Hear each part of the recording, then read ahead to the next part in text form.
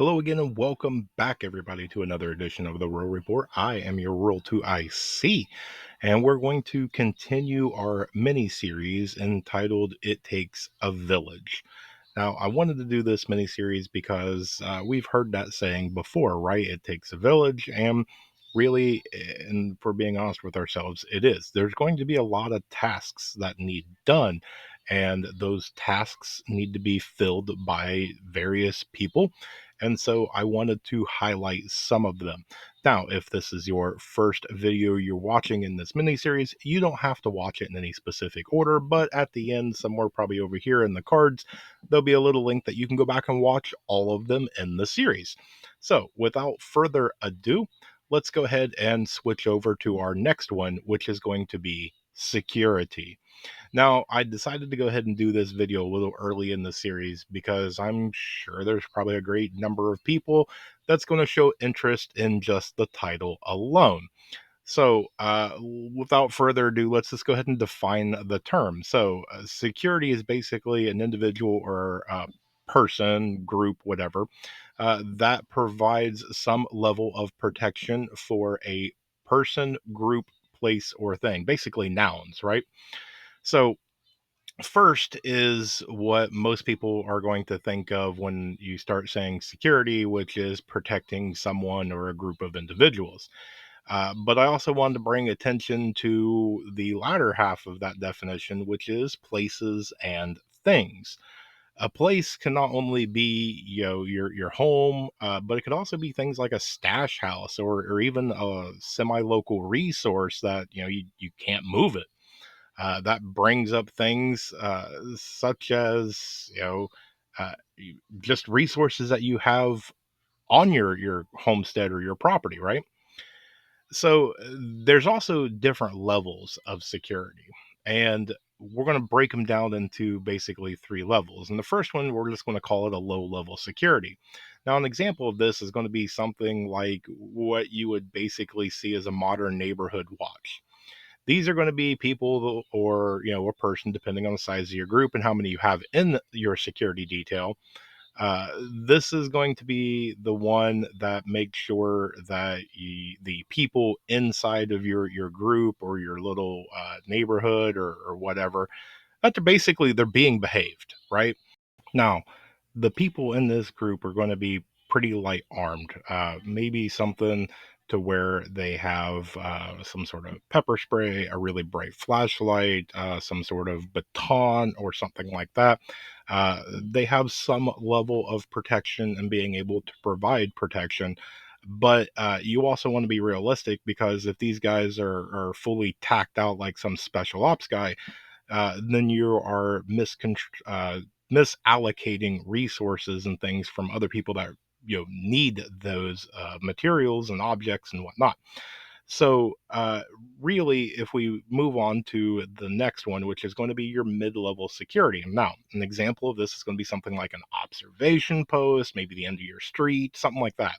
So, ideally, these are going to be important things, but not necessarily life threatening, right? So, if one of these items was blocked off, destroyed, something like that, then the people or the person, people, whatever that you're trying to protect, these mid-level things are going to need to be armed decently and have a decent level of skill set.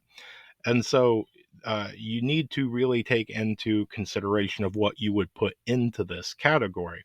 Uh, if we're going to, put my 2 cents in, this is probably where most of your things are going to be. Is this mid level? This is going to be the stuff that it is important, but it's not life or death. Now, what are we talking about when it comes to that?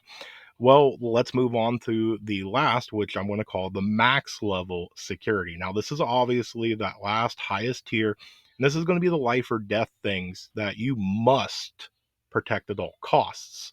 So, again, a lot of people, they're probably going to make the mistake of putting a majority of everything into this category. And I get it, things are important, but you have to be able to uh, honestly assign the level of importance. While some things are a luxury, other things are important, but certain things are absolutely critical. And so you need to make sure that the things, the people, the places, whatever that get put into this, that they are the absolute highest tier. And so the people that are going to do this, that provide the level of this security for this area, they're going to be your top tier guys. They're going to be the people that probably are the most trained. They're going to be the people with the highest skill set. They're going to have the most hardware. They're going to have the most body armor, or whatever level of protection or whatever. Um, but you again, and I'm going to drive this point home. Whatever you decide to put here, you need to make sure that you and your group absolutely cannot live without it. Okay. So speaking of hardware, let's move into that one. And so when we're talking about that, we're talking about weaponry, which the kind of list gets a little endless, right? Sometimes you don't need weaponry. Uh, things, and I'll give you an example here. Something as simple as a booby trap, setting up barriers like walls, fences, even just locking a door is enough. And you have to make sure that whatever you're trying to protect has the correct level of protection. And when we're talking about security, a lot of people think manpower, and your manpower is pretty finite, right? You only have a certain number of people that not only is trained and is capable of doing security, willing to do security, uh, but you also have a bunch of other tasks and jobs and roles that need to be done. And so you have to make sure that you can utilize other things to provide security than just manpower. And even there, sometimes just a really, really good hiding spot works just as well. Now, you have to make sure that it's going to be one of them kind of mid or lower tier things, because you don't want to put something that you absolutely cannot live without in a hollowed out tree stump that somebody may stumble upon and you lose it, right? So that just kind of goes without saying, but I'm going to go ahead and say it anyway. So if we are going to switch over and we're going to talk about weaponry, well, I mean, there's all sorts of forms of weaponry. So anything from a stick, a really bright flashlight, to a blade, to a firearm will all work, but it's all going to depend on the situation and what's going to work best. So you have to make sure that whatever is going to be used, whatever that person is going to be assigned to carry, is proficient in it. They understand. They're comfortable with it, and there's going to be a lot of people out there that they're going to be heavily trained in firearms, but eventually, the bullets are going to run out, or something internally is going to break, and then what? Does that person no longer have a role or a job in your mag? It's going to be one of them ones that you need to make sure that the people in this category have some level of training with multiple different things, whether that is some sort of bow and arrow, whether that is some sort of staff, even just a broomstick, slingshot, whatever it is. Just make sure that it's not, again, dependent on a single form. So that's going to bring up to kind of like my final thoughts of this video. Let's just go ahead and wrap this one up. And so we're going to talk a little bit more about safety and practice. So make sure that everybody is safe around any sort of weaponry. There needs to be a level of respect, whether in peacetime, wartime, SHTF time, whatever. Weapons command our respect. And so we need to make sure that we give anything that we're going to call a weapon that. And that also brings up practice. Now, in long term SHTF, most people are probably not going to be able to manufacture ammunition. Even if you have some sort of reloader, you probably don't have 10-year supply of caps or powder or whatever. And so to have your group out there blasting off 1,000 rounds of whatever every single day to practice is probably not the best of ideas in the first place, right? So you need to make sure that you're practicing with other things. And again, we just listed them, whether that's slingshot, bow and arrow, whatever. Uh, but that also brings into you are using a form of weaponry. So safety comes back into it. You need to make sure that people are doing the safety.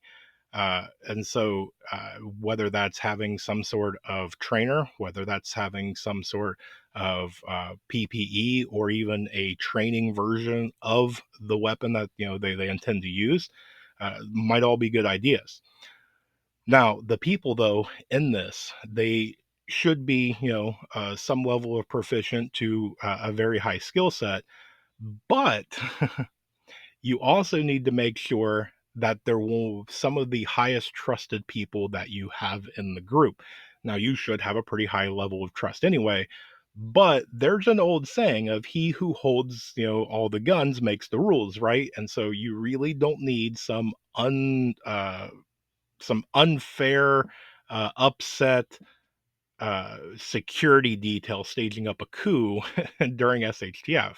It's just a bad thing. So, uh, there needs to be a lot of communication. There needs to be a good level of trust. You need to make sure that these people are not going to get power hungry. You're not going to have greed, corruption, anything along those lines. These people, they're going to need to be able to uh, diffuse situations. They're going to be able to need to do direct, like, verbal conflict. They're going to be a lot of hats. So you need to make sure that these people understand that they're not just some SEAL Team Six trying to run in and do rescue missions and take the hill. They're going to be everything from neighbor disputes to detectives of there's something that got stolen, there's an accusation, things like that. So when it comes to a level of security, there's going to be multiple different facets that's going to be covered in this, and the people that's going to be in it, they need to be respected by the community, they need to be trusted by the community, they need to be able to be fair with everything that's going on, and whatever the situation calls for. Sometimes the situation requires strength and brute force and just putting your foot down. Other times it is just stepping in and being able to talk and just bring everything back down on a couple levels here. So it's a very important one, and I think there's a lot of people that think that when we talk about security, that's what that is. You put on your wartime fighting everything, you make your war face, you do your war cry, and you run off into battle. Honestly, I think that couldn't be further from the truth. At least in my hopes, I hope that's not what it is. Right? I'm hoping that it's going to be very, very few, even if we're talking about really longer SHTF. Let's say that we're talking about 5 years. I'm hoping in that 5 years, the amount of times that you have to defend your homestead against two-legged predators is slim to none. I'm hoping that people understand that when you go uh, out, that you take on that risk, that if you are on the offensive, you have to be 100% each and every time, because the people that are defensive, they are already set up. And so they are not going to do anything to you until you make your move. And so they're already 100%. They've already won. If you're going to be that person that's going to lone wolf and loot other people's stuff, then every single time that you make the decision to put one foot in front of the other and go in on the offensive, uh, you're it's going to be bad. The life expectancy is probably not going to be very good for those types of people. So for me, I kind of see it as you may have to do a few warning shots. You may have to be a little bit of a visual deterrence, but for the most part, I don't see the Red Army coming over the hill. But who knows? Maybe I'm wrong, and maybe it will be like that. But just a reminder, there is no reset button in life. If you want to run around like a video game, Play stupid games, win stupid prizes. We're going to leave it there. So that's what I've got for you guys today. I hope you guys enjoy it. If you want, these are kind of broad brush stroke videos. Any of these that you guys want me to go into a much greater detail, just leave it down in the comment section below. But if you made it to this far in the video, guess what? You rock. I appreciate you so much for spending a little bit of your time with me. And I hope you guys have an amazing day and a blessed day. Stay tuned because there's definitely more information to come. And with that, I want to remind you to remember above everything else, remain united because we're all prepping in this together.